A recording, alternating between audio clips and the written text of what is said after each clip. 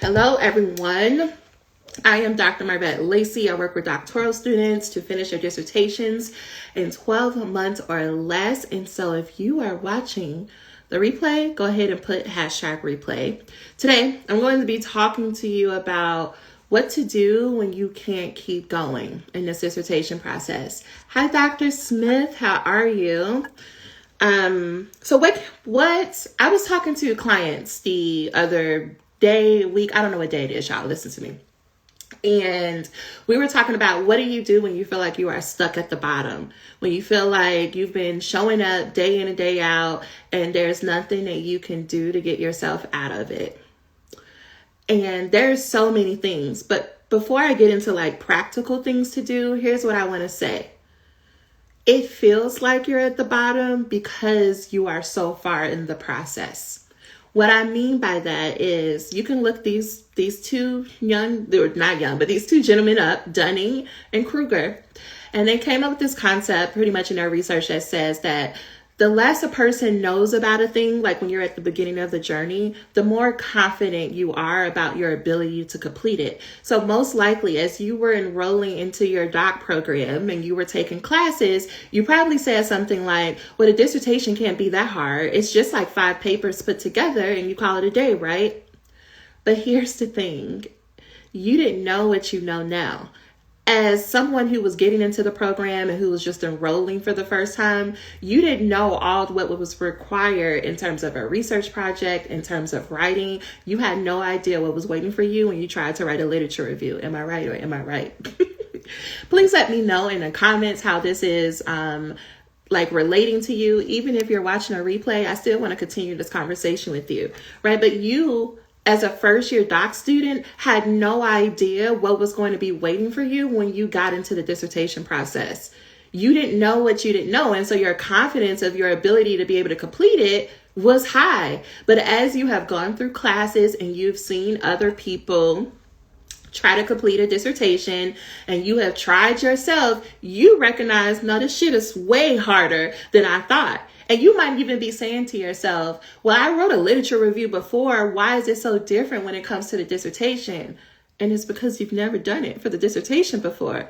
What if, humor me for the rest of this conversation, what if there is nothing wrong with you? What if there's nothing wrong with how you're showing up? What if the only thing that is happening is that you finally met a challenge in an academic sense? Like, I really want y'all to sit down and think about this. Up until this point, how challenging has school been for you? Like, how much did you effort in terms of trying to figure out the process that you have to put in, right? I'm not saying you didn't have to put time in. I'm not saying that there wasn't like long hours or that it wasn't hard work, but I'm saying, was it really challenging?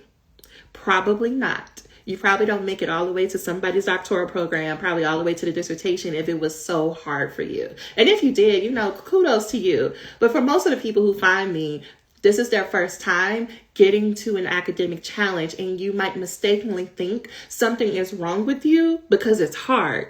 Whereas the rest of folks, they had hard back in like high school or like undergrad. That was hard for them. Like what you're feeling right now, that's what their high school and their undergrad was for them. Like, seriously think about that. How amazing is it that you made it this far and this is the first time you hit a wall that it was challenging?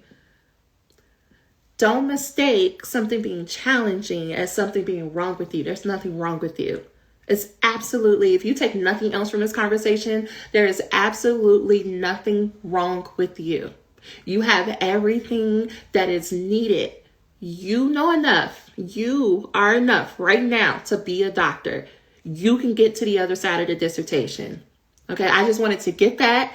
I want to be very clear that there's nothing wrong with you. Now, you still might be like, but girl, I'm burnt out. I'm tired. I don't know what I'm supposed to do. If you can get with me on that page, the next thing I want you to think about is, are you willing to make a decision that you're willing to do the hard thing? Now that you understand, because you're further along in this process, are you willing to keep going and trying to figure out this hard thing? Are you gonna be like, pretend like you soft, like you ain't been through harder things? Or are you gonna tell yourself to keep going? And what I mean is, I need you to make a decision. Now you might be like, but girl, I'm in a doc program. I kind of made a decision. I'm glad you caught the live too, Chris. How you doing? And I'm on one because I've been recording all day and I got a solid 30 minutes before I have to go pick up my mama. So I hope y'all, I'm trying to keep it cute right now, but I do have a rant in my spirit. So I hope y'all can hang out with me. But no, I need you to make a decision. Now, I don't need you to tell me what you tell them other people. I need you to make a decision that no matter how hard this thing gets, you are willing to stick it in and figure it out. Now, this hard thing that you have to figure out is not going to be about how much can you do, how many hours can you put in, how much can you read. No, the challenge is up here. The challenge is going to war with that voice inside of you that says, you'll never do what you say you're going to do. No, you always talking a big game, but you can't never follow it up. You keep telling everybody what you're going to do, but you ain't even wrote in like weeks. How you going to finish? How you going to be a doctor? I'm talking about that voice. Are you willing to go to war with that voice? That's why it's going to be hard. And I'm asking you to make a decision. I'm not saying you're going to do it perfectly. I'm not saying you have all the answers right now, but I'm saying, are you willing? Are you courageous enough to be like, I'm going to do it? Y'all, like one of my favorite people in the world is Kobe. And I've been listening to him all day. All day. I've been watching YouTube videos as I've been preparing and stuff. And the one thing the reason why I love listening to him is because it's like, it doesn't matter what happened yesterday. It doesn't matter what happened in the game last week. It matters, how do you show up today? Are you willing to do the routine that you said that you know is going to work? Are you willing to put words on the page, in this case, even if those words are shitty, even if you feel like you don't know what you're talking about, even if you can't find a citation, are you willing to show up every day and put shitty words on the page? Because that is all that is required for you to get to the other side of the dissertation. I get that people want to make it seem like it's, you got to do this and you got to look this way. And I get that the people, the influencers be on the Instagram and they be recording themselves. But it really does come down to, like Kobe, and yes, rest in power, Kobe, mama mentality all the way. Are you willing to get up? In his case, he got up at 4 a.m., 1,000 shots. No matter how he was feeling, 1,000 shots. Your equivalent to 1,000 shots is, are you willing to write a shitty paragraph every day? That is the type of decision I am asking you to make. When I work with students, and I've helped over 50 people become doctor, and it is not because I tell them to sit there and work for hours and hours. It is about, are you willing to go to war with that voice in your mind that tells you, oh, a shitty paragraph won't matter. You know they're just going to tear up your writing anyway, so why put the words on there? Are you willing to show up and put the words on the page anyway? That's the first thing. The second thing, are you willing to say no to perfection and yes to consistency? Y'all are confusing these two words. Let me break it down what I mean. You see yourself, right? We're talking about mama mentality, right? Everybody like talks about mama mentality. They're like, yeah, I'm gonna be like Kobe. I'm gonna wake up and I'm gonna work out 2-3 times a day and I'm gonna be this disciplined, regimented person. But when you're saying that, maybe that's not your version. Maybe you're just like, I want to write every day. Or maybe you're saying, I want to finish this proposal, or I want to be doctor by next May. What is it that you're envisioning when you say those words? Because if it's about perfection, what you're saying is, I show up and I work at the same intensity every day. I do everything perfectly. I do exactly what I say I'm going to do, how I said I was going to do it, and when I said I was going to do it. That's what you're probably thinking of. When I'm thinking of consistency, it's like, I am going to show up, but I might not do it in the order that I did it yesterday.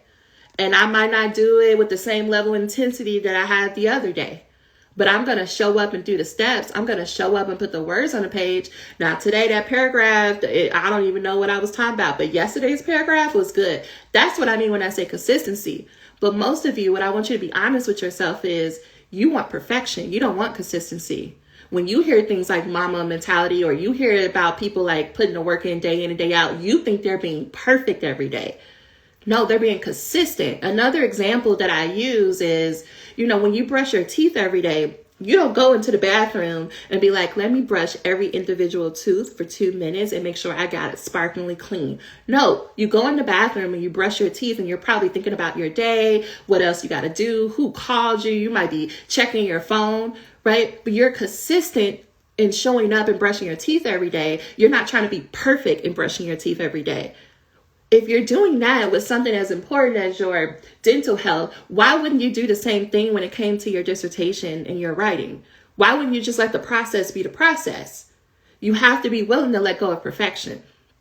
And the third decision or thing that I would ask you to be willing to do is to keep going even when it feels like it's not working. Your emotions are going to get you in trouble. Your emotions are temporary. When you focus on an emotion that you're experiencing in real time, it lasts all of 90 seconds. But what you're doing is you're letting temporary doubt, temporary confusion, temporary overwhelm stop you from showing up day in and day out and doing the things that you know would get you to the other side of the dissertation.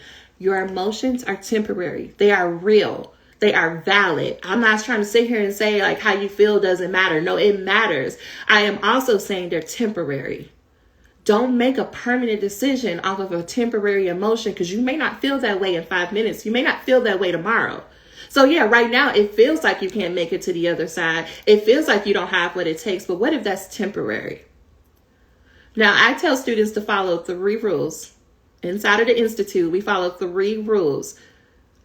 Well, all said and done, it's 3 rules. Number 1, you have to take care of yourself, and we take care of ourselves using the Scholar Basics. The Scholar Basics are just 5 things that we strive to do each and every day. Number 1, go get you some water. You're dehydrated. That's probably why you can't think straight. It's probably why it's hard to put words on a page. Because you're dehydrated, we drink at least 64 ounces of water a day. Number 2, go lay down somewhere. Lay down for at least 6 to 7 hours a day. You can't get very far if you're dehydrated and you're tired. Number 3, move your body. You cannot sit in front of your computer every day, all day, and not move around. You're going to have a lot more problems than an unfinished dissertation. You can walk to the mailbox. You can turn on a video on YouTube. You can just dance, but move your body for at least 10 minutes. Number 4, empty out your brain. Yes, before you start to write, journal. Humor me. Try this the next time you go to write. Just take out a sheet of paper and just write 20 thoughts, random thoughts. Even if your like my thoughts be like, I'm tired. I need some more coffee.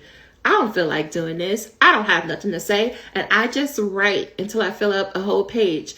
And the way that my brain is so clear and organized after I do that, I cannot explain it to you. But I want you to try it the next time you go to write. And then the 5th basic is write a shitty paragraph. A shitty paragraph is 4 sentences that you put together, you call a paragraph. I want you to imagine, what if for the next 30 days, you allowed yourself to write a shitty paragraph a day? How much further would you be in this dissertation process? For a lot of you, you're stuck in like literature review purgatory. What would it look like if you wrote a shitty paragraph every day? You're not worried about if it's a good paragraph. You're not worried about if you have all the citations. You're just worried about putting words on the page. Going back to, are you willing to choose consistency over perfection? Perfection will say, well, you got to have all the citations the first time you write the paragraph. Perfection will say it has to be error-free and it has to be academic sounding the first time you write it. That's perfection. Consistency says, did you write the paragraph?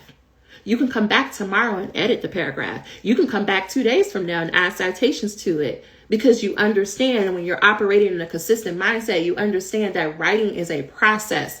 Writing is something that is meant to be done over time. It is not about you sitting down one day and then being like, today's the day that I'm going to write my entire dissertation in 2 hours. And I'm going to put my fingertips on a keyboard and gold is just going to shoot from it. I'm going to have a perfect dissertation. Where? Who? How? Y'all are so interested in skipping the process. You think that you are better than what you are. I tell people all the time, your entitlement and your arrogance is going to get the best of you. You think you're a better student, a better scholar, a better writer than you are. What I mean by that is you think that somehow that you are supposed to magically ascend the writing process, and that anytime you sit down and you write something, someone should never give you a negative piece of feedback or any correction. How? You don't even have enough practice. You haven't written enough for that even to even be like a remote possibility. Why do you think you're better than the process? Like, why do you think that you don't have to go through the whole thing of you put some words on a page, somebody rips it apart, and you rewrite that? If you're not willing to rewrite your chapter, your manuscript at least 5 times, go ahead and sit down right now. Because that's the writing process. There's nothing has gone wrong because somebody gave you feedback. Y'all done got me all the way off, but I'm in this now. There's nothing wrong with you or your writing because someone gave you some negative feedback. They took their good time and energy to give you feedback to improve your writing. You cannot become a better writer by yourself. And listen, y'all, I get it, because as someone who was told consistently their first 2 years as a doc student that they were an awful writer, I get it. I get that somebody probably told you that. But what they're saying is you're not. Academic writing is not the writing you were taught in undergrad. Academic writing is not what you were taught in your high school English class. Especially if you're using APA, it is the most boring, tedious writing ever. And that is a skill that you'll have to learn and develop. Are you willing to learn it? Or do you think you just need to sit down and gold comes out? Hey, Chris, you know what? I'm going to buy me some black Air Force Ones just for you. I haven't bought me a pair of ones in so long, but that's the energy I have. So that's number 1. Follow the scholar basics. Rule number 2, create and evaluate a plan every week. Every Sunday inside of the Institute, we evaluate what worked well for us the past 7 days. What did we actually accomplish? What were the obstacles that got in the way? How do we allow people to help us? And what are we going to focus on for the next 7 days? And then we immediately create a plan for the next 7 days. And the plan is real simple. You just ask yourself, what are 3 things that I can commit to doing that will take me each 2 hours or less to complete? And you choose those 3 things. It could be something like, I'm going to write 3 shitty paragraphs. I'm going to schedule a meeting with my chair. I'm going to go pick up a book from so-and-so. Those are your 3 things for the week. And then you decide 3 days that you're going to work. So let's just say Monday, Wednesday, and Friday, 2 hours each day. Monday, Wednesday, Friday, 7 a.m. to 9 a.m. That's it. That's your plan. You know exactly what you're going to do, when you're going to do it.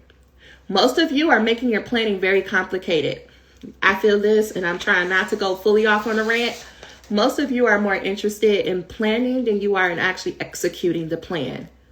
You're more interested in getting your highlighters and your markers, or maybe you're a digital planner, right? Maybe you're like, ooh, let me go get this digital sticker. And you're more interested in making that pretty than you are doing the work. It's fun to make things organized. It's fun to color code things, but actually executing the plan, that's where the magic happens. You rather spend hours and hours making up a new timeline, updating exactly when you're going to do what and the deadlines, than you are actually executing the plan. It makes no sense to sit there and create this elaborate plan that you cannot follow, which is why my planning system is so simple. And when people come inside the Institute, what they say is, I need more. I got to make more progress. And when they're sitting in the same place 2 weeks later, I'm like, are you willing to try it my way? You done paid your money. You might as well try it. Y'all, I'm not afraid to hurt your feelings. I am very kind. I'm very compassionate. I'm very empathetic. But what I'm not going to do is sit here and lie to you. You can talk your way out with everybody else. But as far as me, listen, I've tried it all and I've said it all. And what I know is you need a simple plan. Focus on 3 things at a time. Show yourself that you can execute on 3 tasks every week before you go trying to add 100 more things to the list. The reason why I'm so good at what I do and helping people become doctors is because I'm willing to tell it to you straight, and I know how to make things simple. You are making things very complicated with your long to-do list. And if we real honest, 90% of the shit on your to-do list has nothing to do with you or your dissertation or your goals. 90% of the stuff that you're doing is for other people. You helping other people achieve their dreams. You're helping other people make money. You're helping other people be on stages and write books. What about you and your goals? Why do you keep putting everybody else before you? People pleasing is going to keep you stuck. And something I like to say is people pleasers are liars and manipulators. It's because you're lying about what you honestly want. You're manipulating people to like you. For what? For what? Because those same people that you're bending over backwards, trying to get them to like you, trying to get them to have a favorable opinion of you, you're not going to even talk to them 10 years from now. You're not going to even remember they existed. Somebody's going to walk up to you in a conference and they're going to be like, what about so-and-so? And you're going to be like, man, I didn't even talk to them in a minute. Meanwhile, now you're over here breaking your neck trying to get them to see you. Now, you might be like, I don't care nothing about those people. Yet you keep rushing to like the Instagram and the Facebook to let everybody know like, oh, I made it to this part of my dissertation. Oh, I'm up for this award. Oh, I'm on this research team. You're more interested in looking like a doctor than you are being a doctor. What I mean by that is like you're more interested in what other people have to say about you than you are actually putting words on the page, letting people review those words, letting people give you feedback to help you move forward. No, you're more interested in showing up to meetings and committees and jobs and going to work early, staying late because you want people to have a certain opinion of you than you are actually finishing your dissertation. For those of you who are like, you don't understand, I really do want to finish. I really want this dissertation to be done. And then I said, but then why don't you put words on the page? Oh, I got to go do this for this person. I got to go do that. Tell those people no. Tell them no, I can't do it. Not right now. I gotta quit. Yes, I'm actively quitting this leadership position. I'm going to only do the job that I was hired to do, not the other 2.5 jobs you put on me. No, I'm going to have to say no to this research team. No, I'm going to have to say no to this sorority meeting. Why? Because I'm becoming a doctor. I am doing something that only 2% of the world has ever done. So I'm going to have to tell you no, because this goal is challenging. This goal needs all of my good time and energy. Are you willing? And the third rule is meet with your chair at least once a month.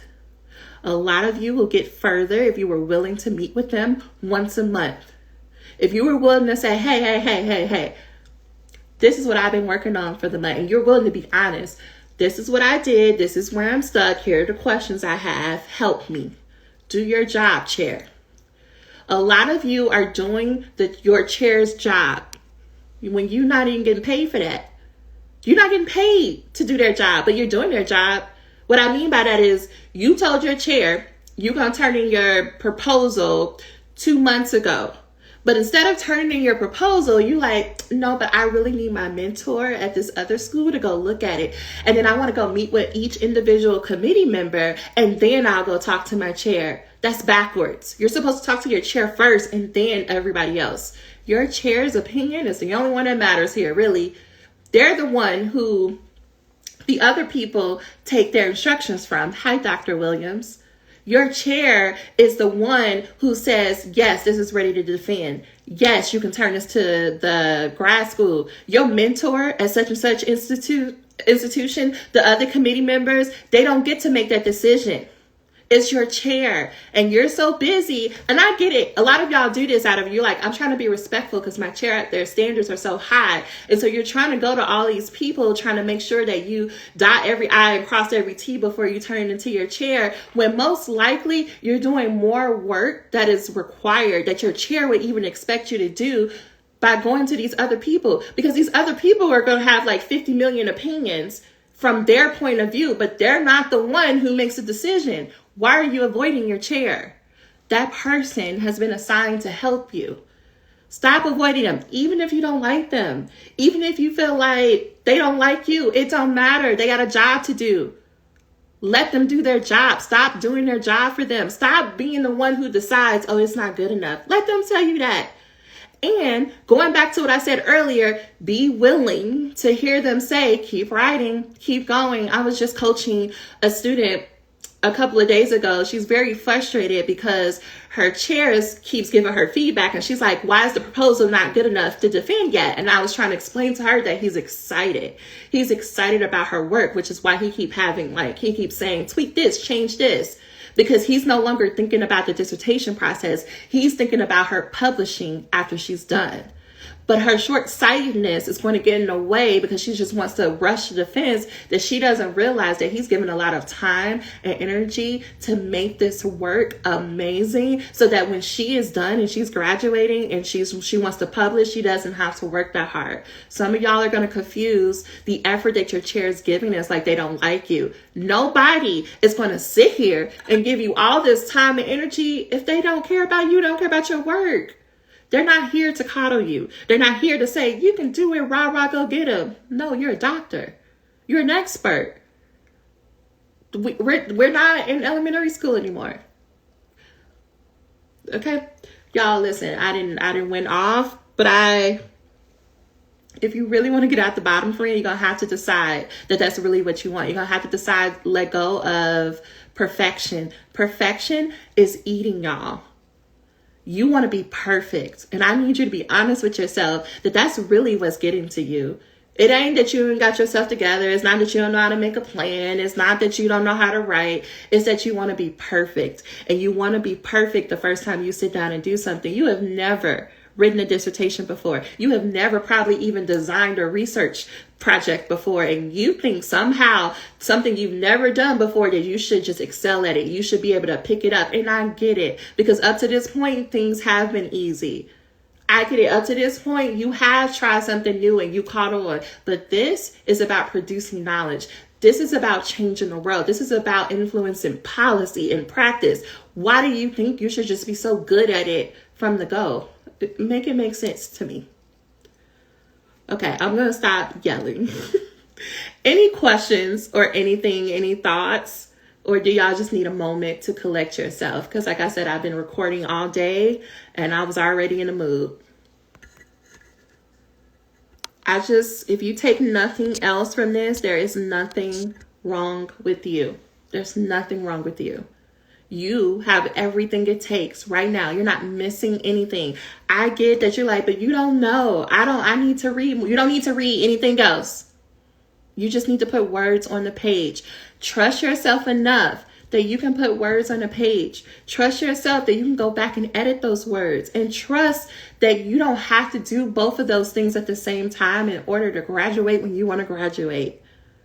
Yeah, I help people graduate in record time. I myself had to go from submitting IRB, collecting data, analyzing that data, writing up my findings, writing up my discussion, doing the edits on chapters 1, 2, and 3 in 2 months. 2 months. I'm not saying you need to do it in 2 months. I am saying that I know what I'm talking about. I've helped over 50 people be doctor. And it's probably more than that if I actually took an accurate count throughout the time, like my doctoral experience. And now I know this process. And I am telling you that it is not about you finding some special hack to manage your time. It's not about, like a fancy editor. It's honestly, are you willing to embrace the writing process? Put words on the page. Are you willing to let people tell you what to change or what can be improved, or maybe you should add this? Are you willing to tell those people, thank you for your feedback, but I'm not doing that? Are you willing to embrace this as a process and not as a stamp about if you're worthy or not? Like, now to get deep, it's like you think you have to be perfect because then you can prove that you're deserving of love and respect. You're already deserving of those things because you're here. And I get that the world constantly tries to tell you that you're not. You are. Listen to me. You being doctor does not make you more deserving of love and respect and dignity. You are those things. You get to have all those things because you are you. These letters, this degree, it's just already adding to the amazingness of who you are. And as cliche as that sound, like I mean that from the bottom of my soul. Y'all, you don't need this degree to prove that people should listen to you. You don't need this degree to prove that you know what you're talking about. Because even with this degree, the truth is, even with the degree, even with the letters, there are going to be people who are going to try to tell you and try to convince you that you don't know what you're talking about and you're not deserving. And so either way, you're going to have to develop the skills of telling yourself, no, I belong here. This is my shit. I'm doing exactly what I want to do. I'm going to be doctor. I'm going to publish this work. And I don't care who has to say what about it. You're going to have to develop that skill for yourself. And it starts with this process of being willing to trust yourself enough to say, I'm going to write this shitty paragraph. No, I don't think it makes sense. No, I don't think it's going to make the final version, but I'm showing up and I'm doing what I said I was going to do, which is to write a shitty paragraph. Perfectionist to another level when I can't even write my story in the intro right? Like, that's how you know that it's not about what you know. right? That's how you know it is an emotional thing. Your story, the thing that you live, the thing that you know better than anyone else, and you can't write that. That's how we know it's not about you don't know enough. It's about that you're letting everybody else's voice cloud your own. And I get it. Ooh, I get it so much. You have no idea I get it. At some point, though, you're going to have to decide, fuck what the other people have to say. I'm going to get everything that I want. And yes, y'all, I cuss like I ain't nobody's faculty. I work for myself because that's the decision I wanted. I was like, I want to help students. I promised myself those long days and nights when I was sitting at the Starbucks trying to write this thing in 2 months. I said, if I can figure this out, I'm going to let other people know that it's not about gatekeeping. Gatekeeping wasn't even on trend then. I said, I'm going to let people know. And I built a company that does that. And what I could tell you that I know deep down in myself that I wish I could go back and tell 2013, 2014 me, there's nothing wrong with you. Don't let these people try to convince you there's something wrong with you. They're lying. Y'all, the internet is a lie. People in academia are lying. I get that they go to conferences. Like right now, there's a conference that I would usually go to. And it's going to be filled with people being like, well, I went to such and such school and I did such and such work. And y'all, let me be all the way real. I graduated from the University of Georgia. My doctoral program is one of the top. It was number 2 the last time I checked programs in my field. My chair is amazing, winning awards. Everyone who comes from her winning awards. I could go there and stunt. I just stunted right here. My point is, and I still don't. I don't go to those conferences for what? Because something that, if y'all follow Eric Thomas, the hip hop preacher, something he says is like winners win. A winner, like someone who's really at the top of their game, they're not going to look at you and try to tear you down. No, people who are really about this life don't look at other people to tear them down. They're like, oh, I wish them much success and luck on this process. The people who are talking shit, the people who spend their time gossiping and trying to tear other people's work down, they're not doing nothing. They can't be. You want to know why? Because they're too busy talking shit. Don't listen to them. Be someone who's willing to put words on a page. Okay, y'all, I'm going to go. I got to go pick up my mama from the airport. But I would love to know y'all thoughts about this conversation. If you need to go watch the beginning, please go watch the beginning. But keep going, okay? All right.